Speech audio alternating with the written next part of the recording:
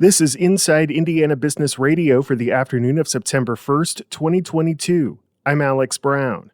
A cybersecurity company is reportedly considering a $7.6 million investment in Jeffersonville to establish a cyber tech training academy and consulting firm.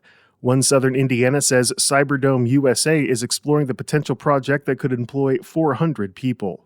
Indianapolis-based Elevate Ventures this week launched a program to provide support for Black, Brown, and women entrepreneurs. Entrepreneur in residence Titi Obasanya says Elevate Me aims to fill the gaps affecting minority entrepreneurs. There is disparity in funding when it comes to minority entrepreneurs. And we understand that there's a lot of stakeholder intervention that is trying to solve funding gaps, especially when it comes to these groups that we're talking about. The program seeks to connect entrepreneurs with one-on-one consulting, pathways to resources, and investments. Indianapolis Animal Care Services on Wednesday announced a $3 million grant from the Nina Mason Pulliam Charitable Trust.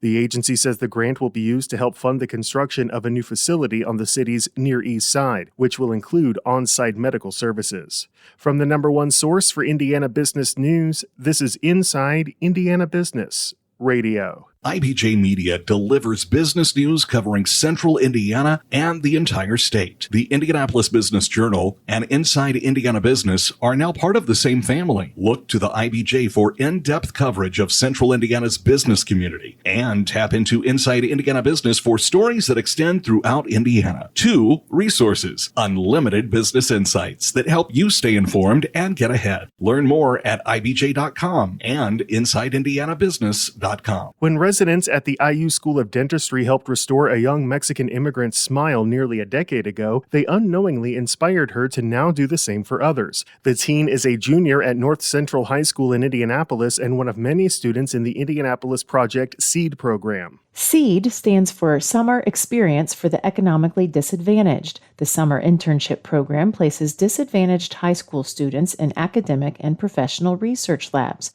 While it's a nationwide effort, Indianapolis is home to the largest and longest-running program in the U.S. Current SEED intern Daniela Flores immigrated to the U.S. when she was 9 years old and didn't have any dental care for several years. Because her teeth were crooked and crowded and family members made fun of her smile, she had a low self-image.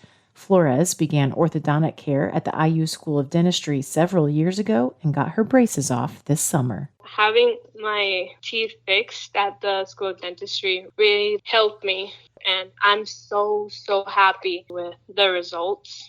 I'm very confident when I smile. I thought that I looked like one of those people in the magazines. Flores says she never would have had the opportunity to work in a lab if it weren't for Project SEED. She plans to go to dental school and become an orthodontist. Kylie Valletta, Inside Indiana Business Radio. Evansville-based Atlas Logistics, a subsidiary of Atlas World Group, has acquired Progressive Transportation, a Wisconsin-based provider of over-the-road pad wrap transportation. While financial terms of the deal were not disclosed, Atlas says the acquisition enables it to grow its transportation management services. COO Phil Wall says the deal is part of the company's efforts to diversify its offerings. Atlas says Progressive has worked with its 2 largest clients for 25 years. Fort Wayne-based music retailer Sweetwater says it will be hiring 375 additional workers for its Allen County distribution center as the holiday shopping season prepares to kick back into high gear. That growth is on top of the approximately 170 workers the company will be hiring for its new 350,000 square foot distribution center in Phoenix.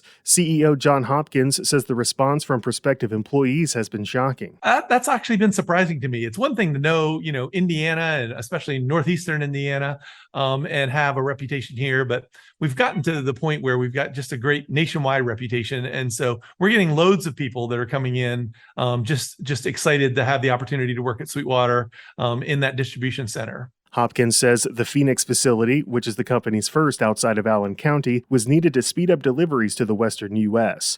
He says over the next few months, it will be adding about 80 people to the West Coast operations, followed by another 80 in the first quarter of next year.